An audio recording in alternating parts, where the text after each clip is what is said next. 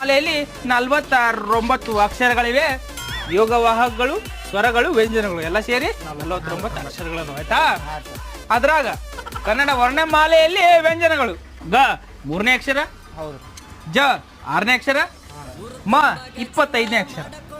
ಇವು ಮೂರುಗಳನ್ನ ಕೂಡಿಸಿ ಓದಾಗ ಬರುವುದೇ ಮತ್ತೆ ಇದ್ರ ಪದ ಅರ್ಥ ಆಯ್ತು. ಇದರ ಅರ್ಥ ಹೇಳ ಮುತ್ತೆ. ಗಜ ಗಜ ಅಂದ್ರೆ ಏನು ಮುತ್ತೆ? ಅದು ಇದ್ರ ಅರ್ಥ ಬೇಕಾ?